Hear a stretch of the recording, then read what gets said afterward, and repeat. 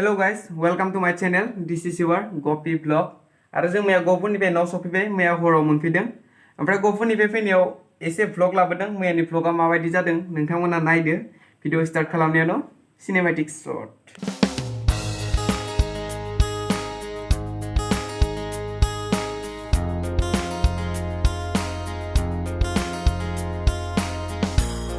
बिदिनो सानैबो इन्ट्रेस्टआव फैयै बादाम जालाय सा लोंलाय क्रिम जालाय माबा माबि जायै बिदिनो फैयै दा फाइनाली मोनबाय लखिमपुर स्टेशन दा लखिमपुर स्टेशनाव माबायदि भिर खनसे नायदो लखिमपुर स्टेशन मोनबाय आरो बे पुलिस थानायखौ नायनो हागोन आरो ना गाइस तो आंखौ ओरैबायदि मिनिस्लु नायदो क्या ही बोलू मजा गया यार एन्ड गाइस लखिमपुराव ओरैबायदि भिर तो खनसे चेक खालामना नायदो नोंथांमोनाबो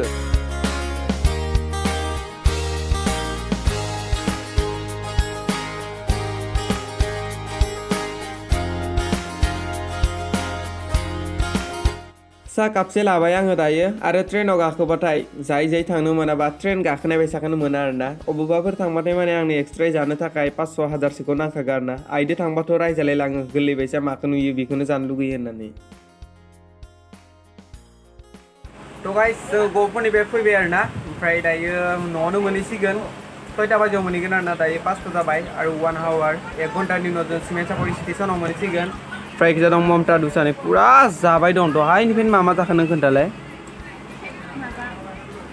मेथाइ लाबोफादोंमोन बेखौ जाखांबाय ओमफ्राय बादाम जादों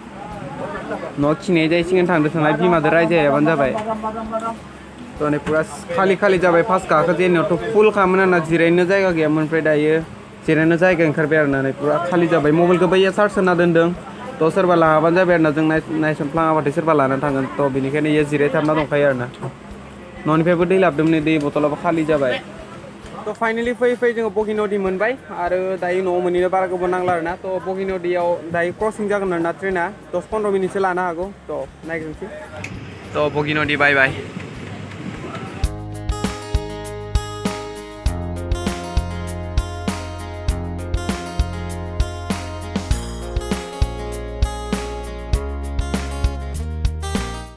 चाउमिन फाननो फैदोंमोन खिन्थु चाउमिनखौ जादिया मानो होनबाथाय चाउमिनाव चामच गैया आरोना जों आखाइजों जानो बानानै जों लादियासै आरो एसे लेथ्रा नुनायखायबो जों बानानै जादियासै आरो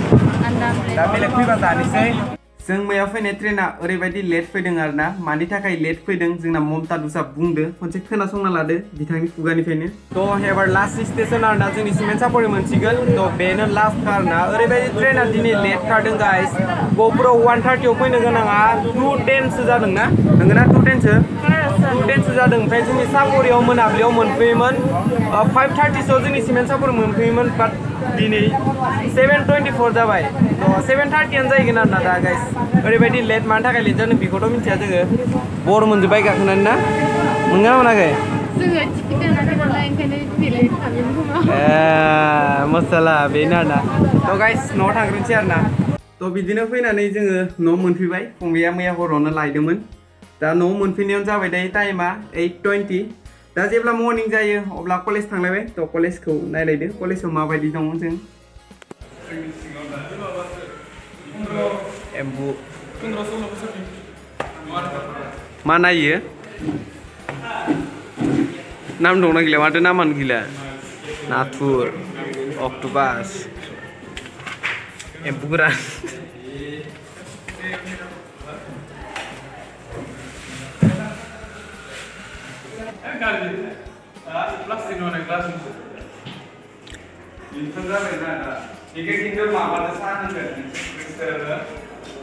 जोंनि मेजर रुम आरो नायो नै गासै 7 स्टुडेन्टआ जोंना मेजर लाग्राफोरा इक' लाग्राफोरा नै मानसिफोरखौनो फरायग्रा बायसा नुखायाना गाइस कलेजाव मोननै क्लास लानानै मेजरखौ लानानै आरो जेनेरिक क्लासखौ लानानै जोङो दायो लोगोफोरजों दखानाव ज'नो इन्ट्रेस्ट खालामबाय मिक्सार जाबाय इन्जय खालामनायनि उनाव न'आव फैबाय जोंनि कलेज लाइफ मोनफैलायबाय थांना फैलायबाय टाइमा दायो जाहैबाय 1:58 दुइटायानो जाबाय आरोना थ' बेनो आरोना जोंनि कलेज लाइफआ साइकेल सालाय थां फै थ' लोगोफोरजों थांनायनि मजायानो बेलेग जायोना मोनफैलायबाय आरोना बे आंनि दैलि ब्लग जाहैबाय बोरै दिनखौ काटायो आरोना बोरै दिनखौ बारहोयो सानसेयाव आथिखालाबो थांलाय फैलायाव ओरैबायदि प्रब्लेम होयो आरोना सेनाबो गना होबाय थायो आरो ओरैबायदि गरम माने रागा जोंना साइकेलखौ जोखांलायलाङो आरोना सम समबा थ' नायदो सानदुङाबो नै आं बुंदोंमोन ना सेन गयो होननानै नै आखाइया इदि गोसोम गोसोम जालांबाय आरोना बेनो आरोना गाइस माथो बुंबावनो थ' बाइकफोर लाना जोंबो थांनो गोसो जायो कलेजाव बाट मा खालामनो गोसो जाबालाय थांबाय दं दायो लामा गाज्रियाव सलाय साइकेल थांलाय फैलाय 8 किल'मिटार जाखायो आरोना बिदिनो फैयै फैयै कलेजनिफ्रायबो न'आव मोनफैबाय ओमफ्राय मोनफैनाया दा नोंथांमोननि थाखाय भिडिअखौ आपल'ड खालामबाय थ' गाइस भिडिअखौ नायनानै बोरै मोनखो नोंथांमोना कमेन्ट बक्सआव खोन्थाहरदो आरो नेक्स्ट भिडिअ थाबैनो लोगो मोनसिगोन बेनो जाबाय आंनि दिनैनिया डेइलि ब्लग बोरै सानसेयाव दिनखौ बारहोयो थ' जुदि भिडिअखौ नायना मोजां मोनदो अब्ला खालामनो बावनाङा साबस्क्राइब आरो भिडिअखौ मोजां मोनदोंबा खालामदो खनसे लाइक